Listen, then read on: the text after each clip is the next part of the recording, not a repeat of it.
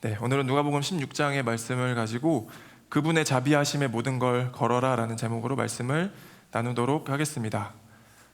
지난주 본문 혹시 기억나시나요? 탕자의 비유의 본문의 내용이었었는데, 지난주 본문은 성경 속에서 가장 유명하고 아름다운 본문이었다면, 오늘 본문은 성경 속에서 가장 난해하고 좀 이해하기 힘든 본문으로 유명하기도 합니다. 많은 신학자들이 이 비유가 예수의 비유 가운데 가장 어려운 것이다라는 이야기를 하기도 했었고, 또 많은 목회자들이 이 비유를 그냥 건너뛰거나 혹은 설교하지 않는 것으로도 유명하기도 합니다. 언뜻 보면 이 비유가 주인의 돈을 훔쳐도 돼, 청지기가 거짓말쟁이야, 예수가 거짓말을 시켜도 돼, 도둑으로 이렇게 몰아가는 것처럼 보이기도 하는 거죠. 그래서 초대 교회 당시에 배교자였던 율리아누스 황제는 이 비유를 들으면서 예수가 거짓말을 조장하고 있어, 이렇게 살아도 된대라고 말하는 것처럼, 그래서 우리 로마인들은 이 내용으로부터 영향을 받으면 안 돼라고 가르쳤다라고도 합니다.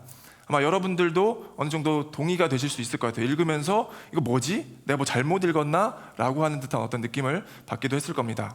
저도 마찬가지로 설교를 준비하면서 여러 번 읽고 어떻게 이 말씀을 나누는 것이 또 하나님의 원뜻을 훼손하지 않고 왜곡하지 않고 잘 전달할 수 있을까라고 많이 고민을 했었는데, 설교 준비하면서 많은 자료를 참고했을 때 가장 저에게 도움이 되었던 책 중에 하나가 세물계열 플러스에서 출판된 중동의 눈으로 본 예수라는 책이 있습니다. 네, 이 책인데, 이 책은 중동의 어떤 문화를 이해하면서 그때 당시에 비유를 해석해주고 설명해주는 책인데, 이 내용의 유익함, 이 내용의 어떤 깨달음들을 통해서 제가 같이 준비하게 되었고, 오늘 큰 은혜가 있는 시간이 되었으면 좋겠습니다. 먼저 이 본문을 정확히 그리고 좀 잘 이해하려면 누가복음은, 우리가 보고 있는 이 누가복음은 4세기 전까지 장과 절의 구분이 없었다라는 것을 알아야 합니다. 누가복음뿐만 아니라 사실 성경은 원래 장과 절이 없었습니다. 장절이 12세기, 13세기 이후에 들어서야 나타나게 되었고, 우리의 어떤 편의를, 유익함을 위해서 만들어진 어떤 요소가 있는 거죠. 사실 그 전까지는 장절이 없었기 때문에 그냥 한 권으로 쭉 읽는 것이 성경이었었습니다. 예를 들면 우리 바울의 서신, 편지를 보냈는데 편지를 나눠서 읽는 것도 사실 이해가 안 되는 거죠. 여러분들 뭐 연애 편지 주고받고 할 때 오늘은 여기까지 읽어야겠다, 내일은 여기 읽어볼까, 그 다음날은 읽을까, 이게 아니듯이 그냥 서신은 한 번에 쭉 읽어야 하는 내용처럼 성경도 원래 장절이 없이 한 번에 쭉 이어졌었던 본문의 내용이다라는 거죠.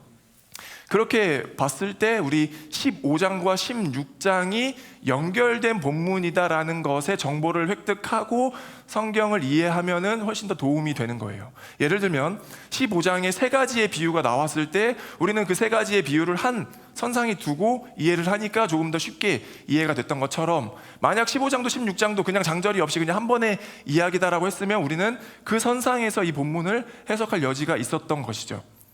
그렇죠? 우리가 15장, 16장을 따로 보다 보니까 다른 비유와 다른 이야기처럼 해석될 경우가 많은데, 한 가지의 이야기였다라고 보는 것이 좋고 공통점이 발생한다는 것을 볼 수 있습니다. 어떤 공통점이냐면, 첫 번째는 15장과 16장의 오늘 본문과 주인과 종의 관계가 명확합니다. 15장에서는 아들과 아버지의 관계이긴 했지만 스스로 판단하고 스스로 자기의 경험을 믿으면서 하나님의 통치로부터 벗어나려고 했었던 관점을 본다면, 아들이나 이 불의한 청지기나 같은 어떤 선상에 두고 볼 수도 있는 공통점이 있는 거죠.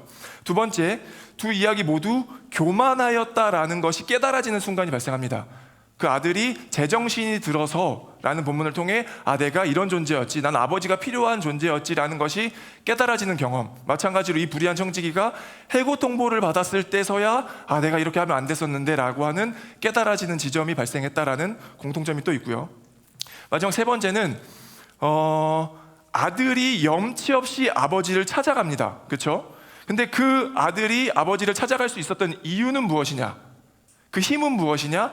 자신의 뻔뻔함이 아니라 아버지는 나를 충분히 받아줄 수도 있을 거야 라고 했었던 자비하심을 기억했던 것. 그 본문, 그 공통점을 기억하면서 오늘 16장의 본문을 보면 훨씬 더 유익하게 볼 수 있다는 거죠. 오늘 본문 좀 살펴보도록 하겠습니다. 1절입니다. 예수께서 제자들에게도 말씀하셨다. 어떤 부자가 있었는데 그는 청지기 하나를 두었다.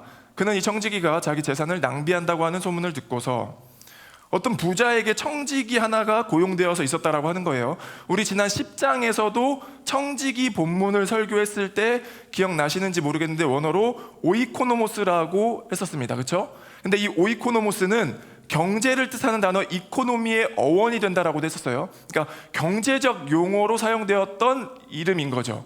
그러니까 이 청지기라고 하는 것은 주인의 경제적 관리 대리인인 거예요.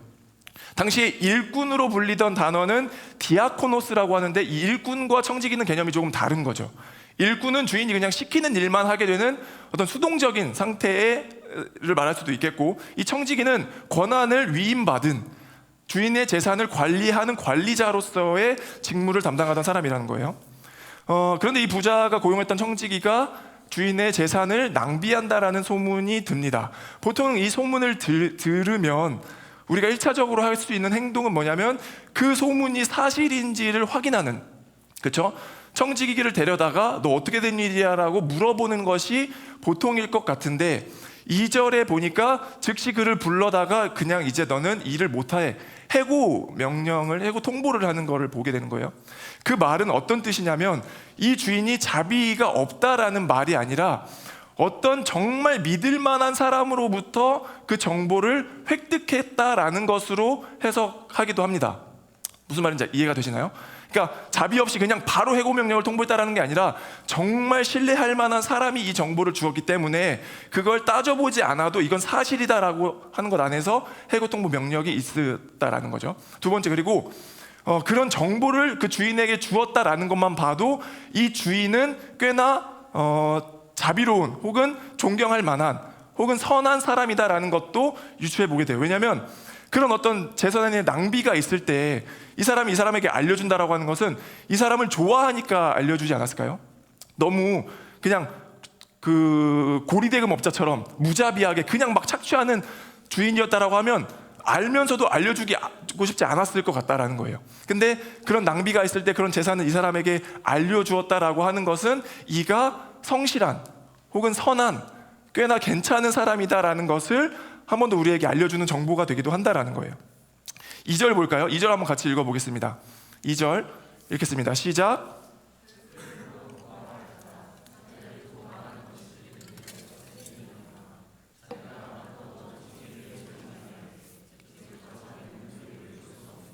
아멘. 자, 2절을 띄워주시고 한번 상상하면서 보는 거예요.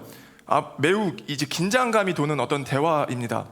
이 둘은, 주인과 청지기는 상대방의 패가 뭔지 모르는 상태에서 지금 대화를 나누고 있죠. 너 어떻게 된 일이야? 라고 했을 때 이 청지기가 대답할 수 있는 대답이 마땅하지 않은 거예요. 만약에 내가 이렇게 했습니까? 죄송했습니다 라고 말하는 것은 주인이 알고 있는 내용보다 훨씬 더 많은 것을 말하게 될 수도 있겠고, 그렇지 않습니까?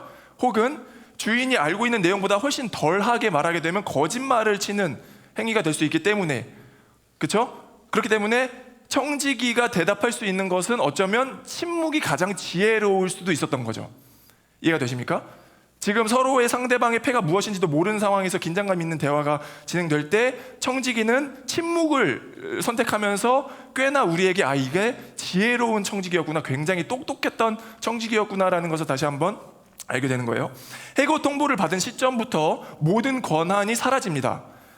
이후부터 청지기가 하는 모든 행위는 불법이 되는 거죠. 그런데 청지기에게 회계 장부를 가지러 가는 약간의 시간, 그렇죠? 그리고 아직은 그 사람들이 이가 해고당했다라는 사실을 모르기 때문에 그 약간의 시간 동안에 들고 있는 이 회계 장부는 곧 권력이 되는 거예요. 청지기가 해고 통보를 받고 회계 장부를 가지러 가는 길에서 생각을 하게 됩니다. 3절. 그러자 그 청지기는 속으로 말하였다. 주인이 내게서 청지기 직분을 빼앗으려 하니 어떻게 하면 좋을까? 땅을 파자니 힘이 없고 빌어먹자니 낯이 부끄럽구나. 15장의 첫째, 둘째 아들과도 조금 비슷한 패턴의 맥락을 보여주는 거죠.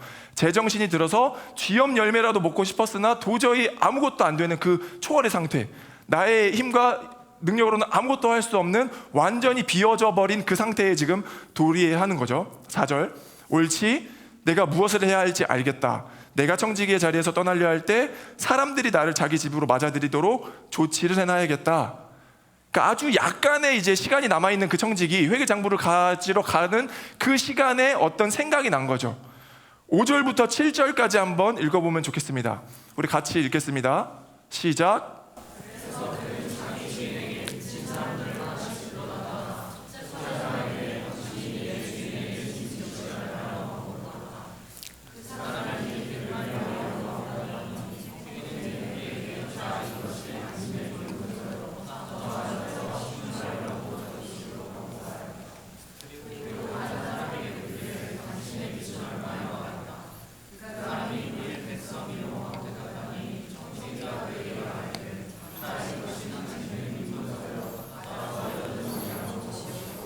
아멘. 네. 청지기가 그 약간의 시간 동안에 들었던 생각 중에 하나가 빈 문서를 위조하는 거예요. 8절. 주인은 그 불의한 청지기를 칭찬하였다. 그가 슬기롭게 대처하였기 때문이다. 이 세상의 자녀들이 자기네끼리 거래하는 데는 빛의 자녀들보다도 더 슬기롭다. 그러니까 이 8절 때문에 골치가 아픈 거죠. 그렇지 않나요? 저만 골치가 아팠나요? 여러분들은 이렇게 확 통찰력으로 그 말씀이 확 이해되고 그랬었나요? 저는 또 다시 봤어요. 내가 뭐 잘못 읽었나? 나의 문해력을 의심하면서 이게 뭐지?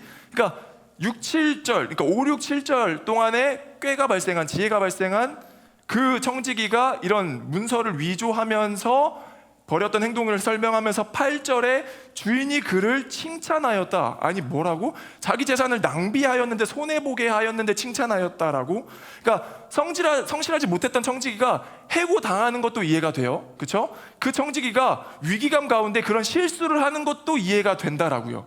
그렇죠? 100번을 양보해서 다 이해가 되는데, 그런데 그 청지기를 칭찬했다라고 하는 것이 뭔가 아이러니한 거죠. 이해가 잘 되지 않는 거예요. 그래서 이 부분을 해석하기 위해서 많은 신학자들, 목회자들이 노력을 하고 많은 이야기가 있지만, 먼저 조금 전통적인 그동안 해석되어 왔던 내용은 예수님께서 칭찬하신 내용은 그의 대처 능력이지 그의 존재는 아니었다라고 하는 거예요. 구분하신 거죠. 근데 이것까지는 쉽게 이해가 됩니다.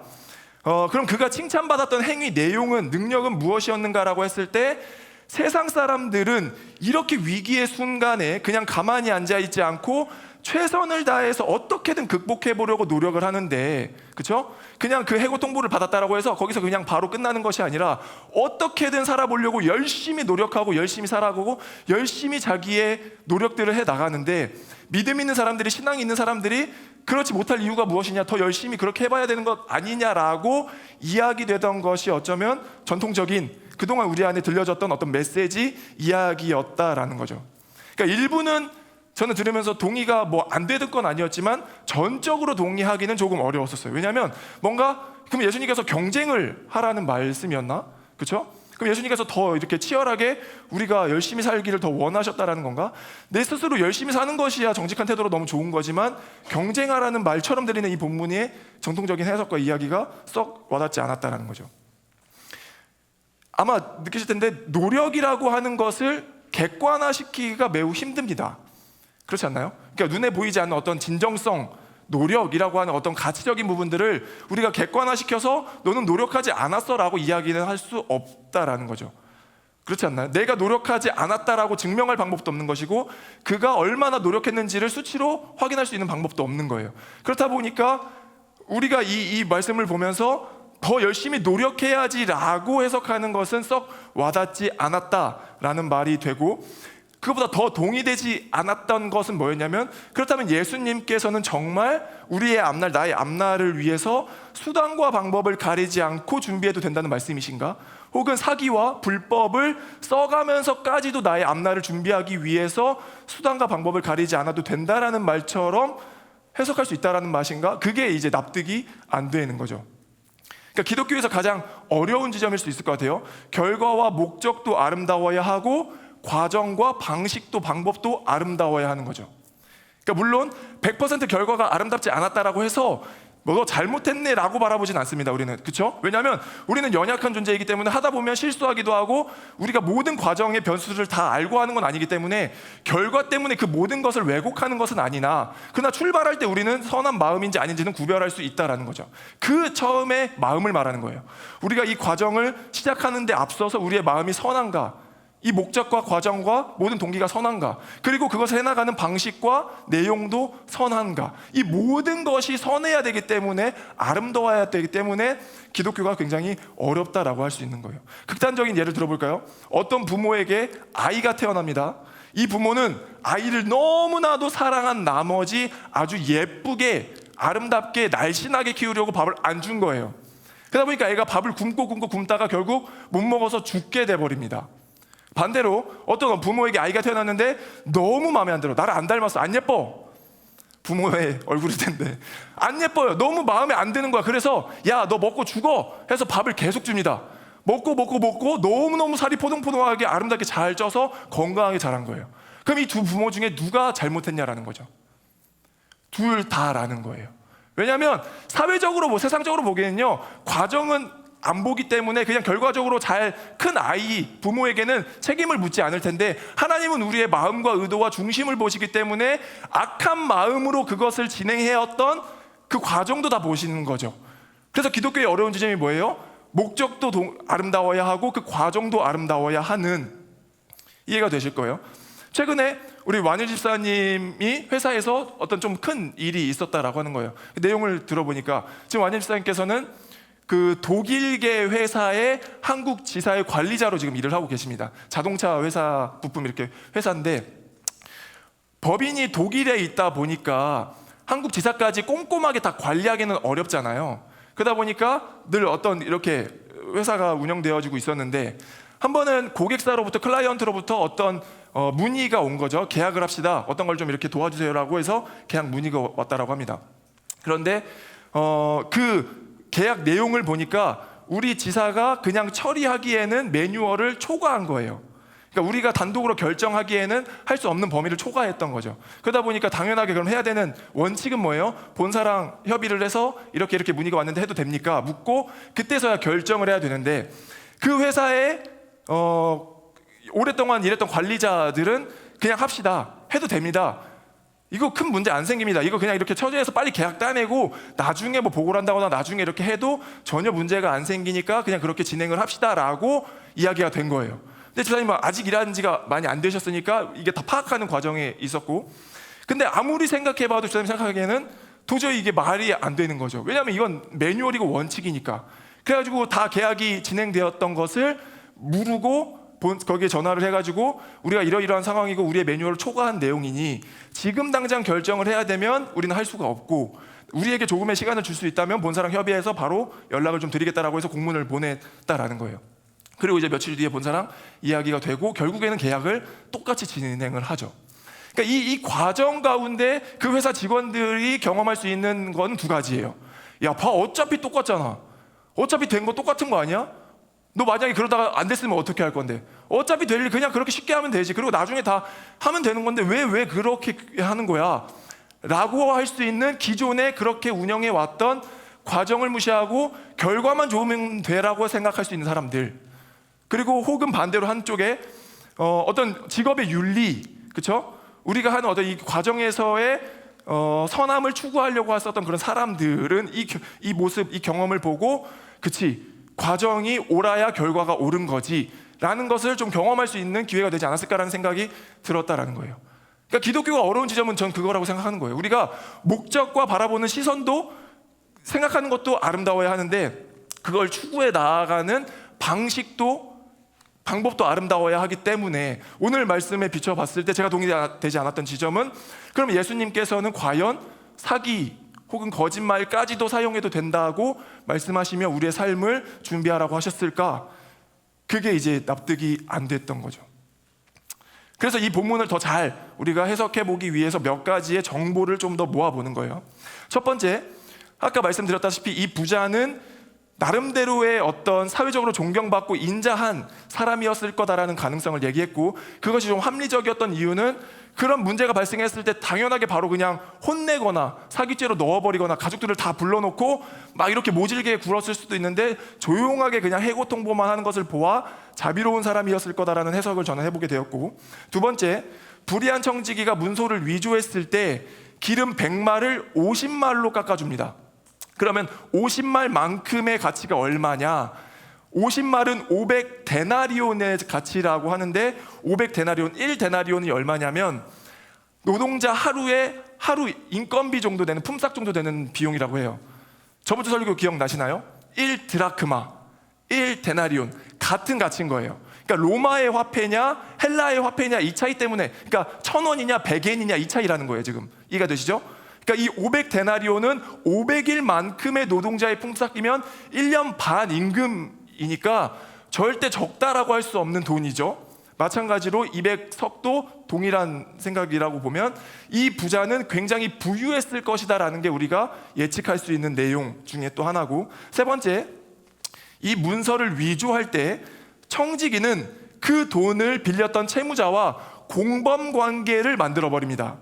5절에 보면 내가 그에게 갔던 게 아니라 그를 불러다가 라고 표현이 나와요. 그러니까 뭐냐면 당당한 거예요. 지금 이거를 되게 비장하게 준비하고 있는 거예요. 내가 뭔가 좀 의리되어서 부탁하려고 사기를 치려고 가는 거면 내가 가가지고 이렇게 합시다라고 해야 되는데 아니에요. 그냥 당당하게 그를 불러다가 공모를 하기 위해서 자기 자리로 채우는 거죠. 불러가지고 자기 손으로 직접 50말이라고 쓰시오라고 쓰게 합니다. 그때 당시에 계약의 어떤 한 형태이긴 하지만 손으로 직접 쓰게 하면서 기억하게 하는 거죠. 그러면 그 채무자는 빠져나갈 수 없는 어떤 이렇게 동화되던 쥐처럼 선택을 해야 되는데 뭐냐면, 만약에 그걸 거부했을 경우에, 거절했을 경우에 어차피 이 채무자는 계속 이 주인과 거래를 해야 되고 돈을 빌려야 되고, 혹시라도 이 청지기가 해고되지 않고 그대로 그 일을 한다면 매우 껄끄러운 사이가 되는 거예요. 왜냐하면 이 청지기로부터 돈을 계속 빌려야 되기 때문에. 그러니까 굳이 이 사람에게 밉보여야 할 이유가 없는 거죠.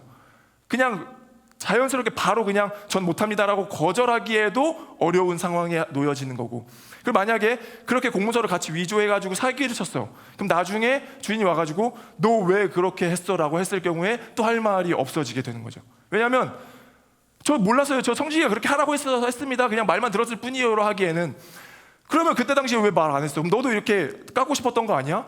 너도 같이 그렇게 하려고 했었던 거 아니야? 라고 증명할 방법이 없기 때문에 이 채무자들이 선택할 수 있는 방법은 어쩌면 그냥 이 프로젝트가 그냥 잘 끝나길, 나의 빚도 삭제되고 이 청지기도 자연스럽게 잘 고용되어지기를 기대하는 그 작은 희망에 거는 것 말고는 없겠다라는 거죠.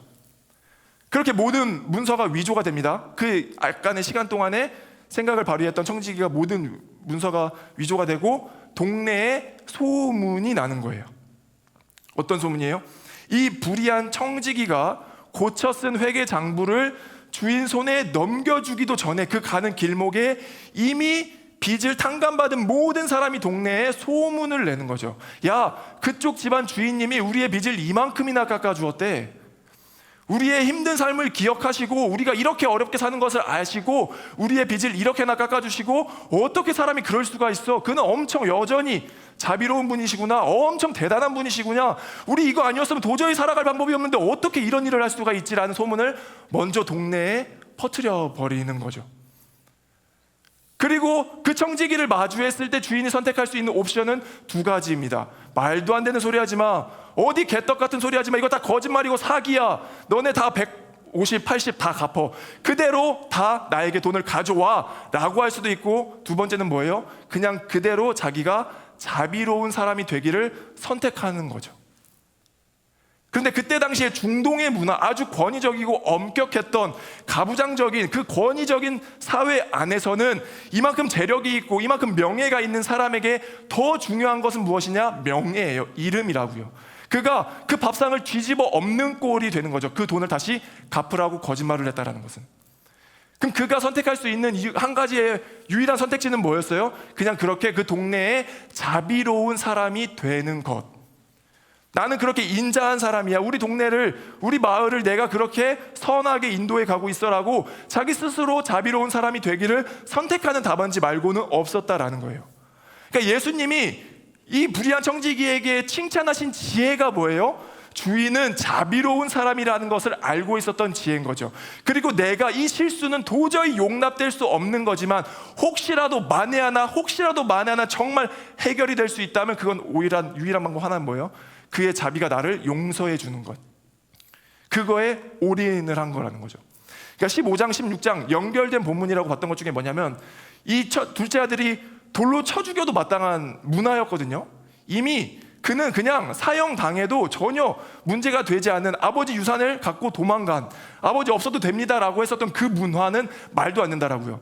그래서 아버지가 먼저 뛰어나갔던 이유가 뭐예요? 동네 사람들이 이 아들을 죽일까 봐 아버지가 감싸려고 뛰어나간 거예요. 그러니까 죽어도 마땅한, 전혀 문제가 되지 않는 어떤 그 문화에서 그가 뻔뻔함으로 용서를 받았던 것이 아니라, 그의 노력으로 용서를 받았던 것이 아니라 전적으로 아버지의 자비로움 때문에 용서를 받을 수 있었던 것인데, 15장과 16장의 비유를 연결선상에서 보니까 그 불의한 청지기가 유일하게 칭찬받을 수 있었던 한 가지는 뭐예요? 인식이죠. 그 주인은 자비로운 사람이야. 내가 만약에 이 용서를 받을 수 있다라고 한다면 유일한 방법은 그 주인의 자비로움 말고는 없어라는 거예요.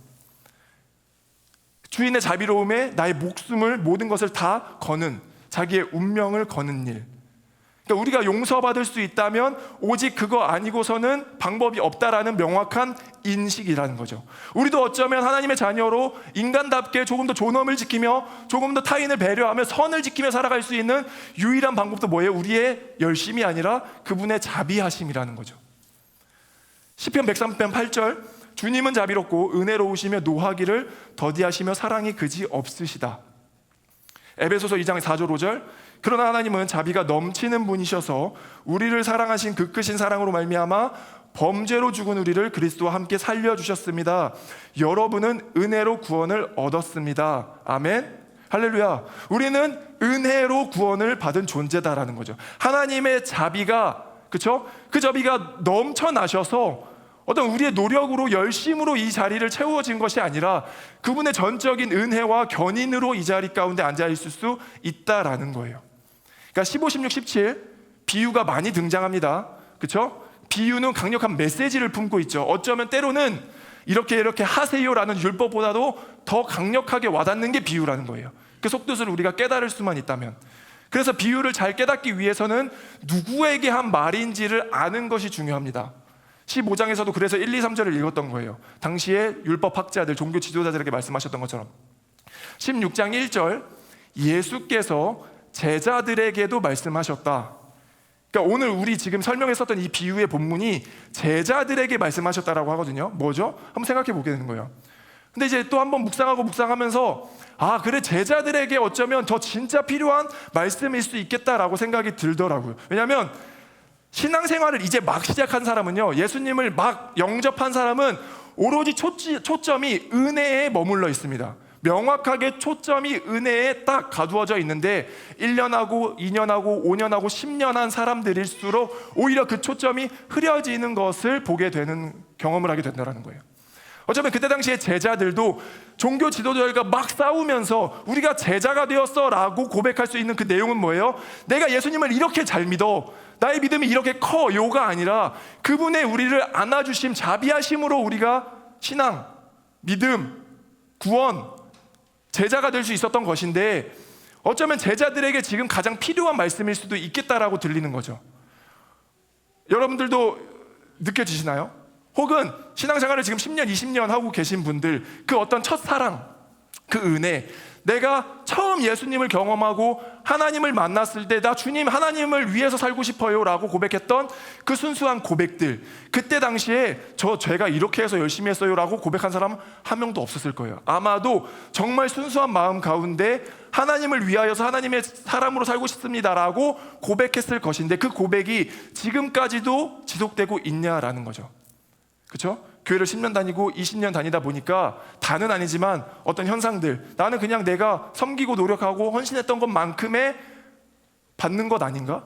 어쩌면 기부 앤테이크가 될 수도 있는 거예요. 내가 노력하고 섬겼던 그 모든 것들을 지금 누리고 있는 거 아니야 라는 인식.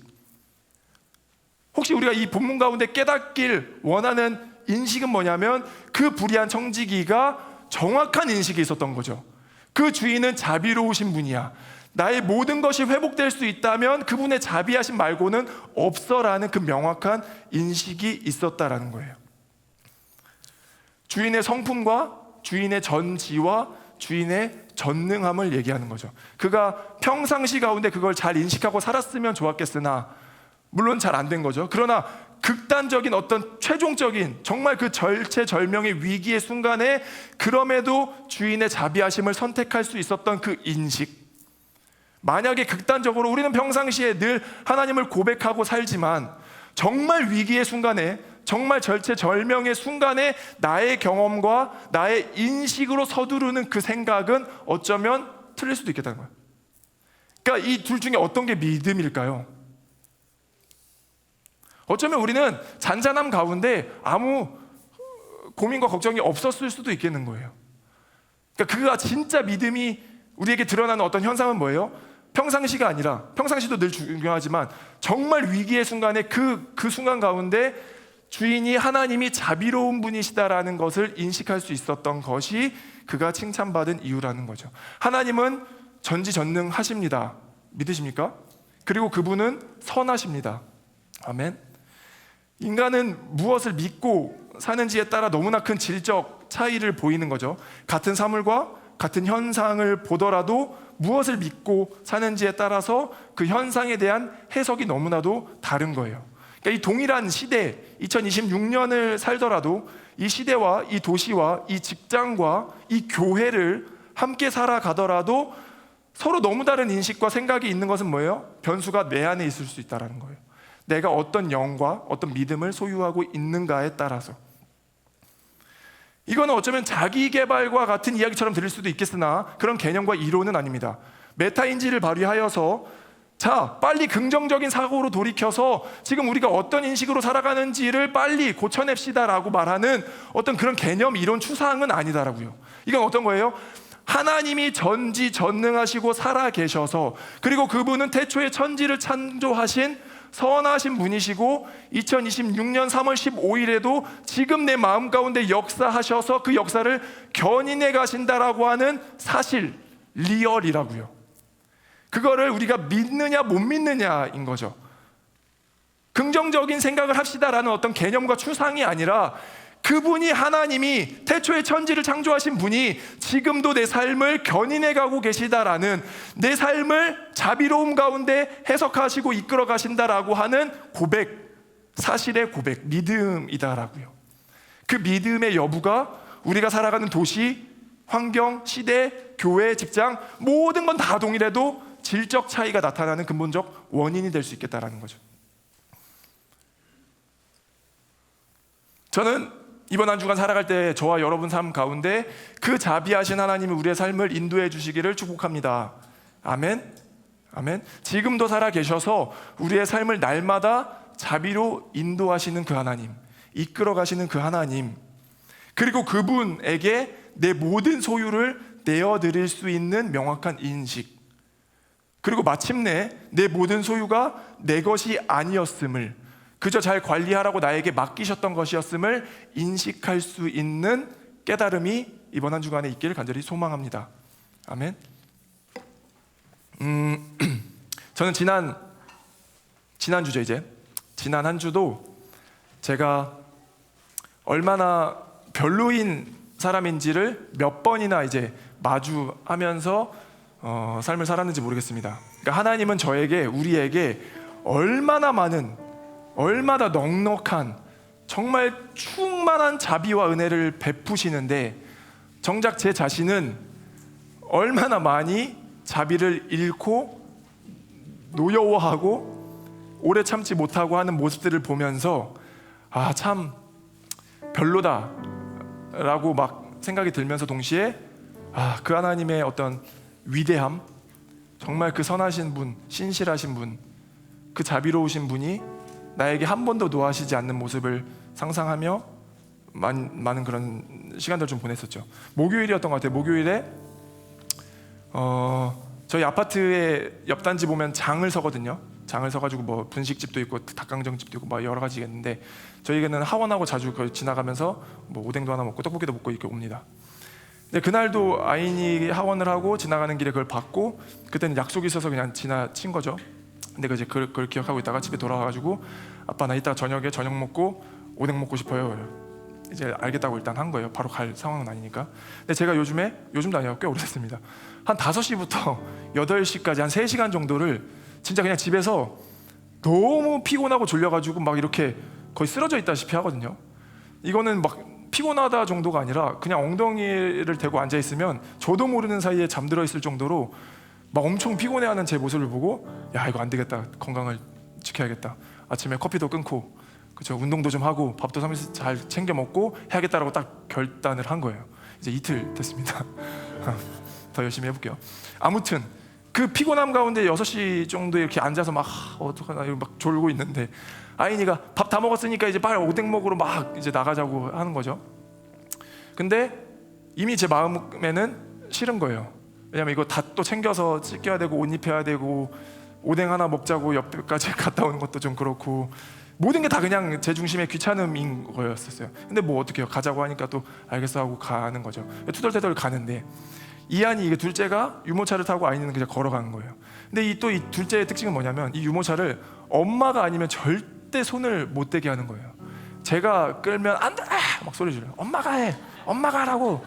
아이니는 또 내가 끌어볼 거야, 내가 끌어볼래 하고서 막 끌고 싶다고 또 때렸어요. 근데 이한이도 형도 안 돼! 막 엄마가. 그럼 저 혼자 옆에 우두커니 나는 누구지 여기서? 뭐지? 초라하게. 아무튼 이렇게 가게 되는데 계속 제 마음 가운데 막 이렇게 짜증이 오고 아이니는 자꾸 그렇게 막 이렇게 짜증투의 말을 하는 걸 보면서 제가 아이니한테 막 이렇게 좀 짜증 섞인 말을 계속 하는 모습을 계속 느끼고 있는 거죠. 그리고 또 돌아오는 길에도 똑같았어요.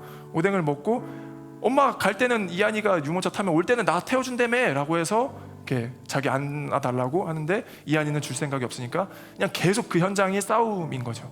근데 이제 아내가 느낀 거죠. 제 어떤 그 뉘앙스와 그 분위기를 도대체 왜 그러는데 왜 뭐 때문에 그래? 근데 제가 이제 정확히 했던 말이 뭐냐면 이 시간에 오뎅 먹자고 우리 가족이 이렇게 6시 반에 다 나오고 있는 게 이게 뭐냐라고 말하면서 동시에 전 알았어요. 큰일 났다. 이게 말이야 방구야. 야 이거 사탄 씌웠다. 그리고서 인식은 했죠. 그러나 주워 담을 수 없는 상황이었어요. 밀고 가자. 박차를 가하자. 농담이긴 하지만 아무튼 저도 제 스스로 아는 거예요. 와, 이거 말이 안 된다. 그냥 가족이 저녁에 그냥 산책하듯이 나와서 그냥 오뎅 하나 먹자고 아이한테 같이 나가는데 이걸 내가 뭐라고 못하고 짜증내는 자비 없음을 느끼면서, 그리고 그날 밤부터 설교문을 막 쓰기 시작했던 거예요. 근데 하필 또 설교문이 이런 내용을 써야 되는데, 이제 그런 중에 뭐 하고자 싶은 말은 뭐였냐면, 그러니까 어쩌면 우리 아이들보다 내 삶을 비교해서 보면 그거보다도 못한 게 많아요. 수두룩해요. 그렇죠? 뭐 오뎅 사달라고 쫄라야만 쫄은 겁니다. 우리가 사달라고 하는 것들이 얼마나 많은지 모르겠는 거죠. 저 이것도 갖고 싶고요, 저 이것도 필요하고요, 저 때 되면 집에 또 이렇게 또 계약도 해야 되고 막 필요해요. 학교에 들어가면 또 글로 옮겨둬야 돼. 그러니까 모든 것이 그냥 오뎅이라는 하찮은 것만 보였던 것뿐이지, 그냥 내가 쪼르고 떼쓰고 요구했던 모든 것들이 다 눈에 들어오기도 하고, 그리고 그 선하신 자비로우신 하나님은 내 어떤 그런 연약함 가운데, 그리고 그렇게 막 때를 쓰고 이렇게 막 태도도 막 바뀌고 하는 그런 모습 와중에도 단 한 번도 연약하다라고 말하지 않으시고 정죄하지 않으시고 괜찮다라고 이해하시고 그렇게 또 한 번 끌어안아 주시는 하나님이 너무너무 좋은 거죠. 그러니까 뭐 비록 내 어떤 연약한 모습을 통해서 또 하나님을 경험하고 느끼긴 했지만 그런 것 같다는 생각을 많이 하게 된 것 같아요.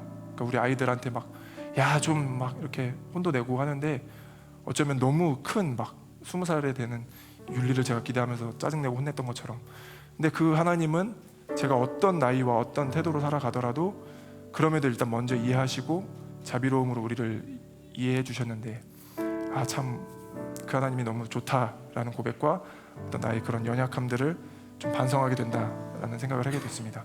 마지막으로 탕자의 비유에서도 마찬가지입니다.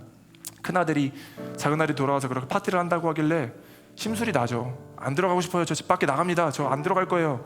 근데 아버지께서 또 그 집을 나오셔서 위로하시잖아요. 괜찮아, 들어가자. 근데 이게 우리는 너무 쉽게 다가와요. 왜냐하면 금쪽이 같으니까. 우리는 금쪽이 얼마나 많습니까? 야, 안 돼, 안 돼, 안 돼. 부모가 다 이렇게. 근데 그때 당시에 중동의 문화를 생각하면 그 파티에 수많은 사람들이 모여 있었을 것인데 그 아들이 들어오지 않자 아버지가 다 뒤로 하고 뛰쳐나갔다라고 하는 것은 그 모든 시선과 모든 인식 가운데 다 괜찮아, 이거보다 더 중요한 건 나의 아들이야, 나의 자비를 우리 아이들에게 이렇게 보여줘야 돼. 그러니까 어쩌면 우리의 자존심 같은 것들이죠. 근데 그 하나님은 그것보다 더 소중하다라고 말씀하시는 것들, 우리에게 가르쳐 주시는 것이 그분의 자비하심이다라는 생각이 듭니다. 그래서 오늘 불의한 청지기 본문을 같이 나누면서 느끼길 소망했던 것 중에 하나는 뭐냐면, 우리가 살아가는 그 모든 삶 가운데 우리를 은혜로 견인하시는 하나님을 발견할 수 있길 소망합니다. 아멘. 우리가 어떤 모양과 어떤 모습으로 산다 할지라도 하나님은 늘 우리를 선한 길로 인도하고 계시고 그 자비로 우리를 안아주시길 소망한다라는 그 믿음을 발견하는 저와 여러분이 되길 소망합니다.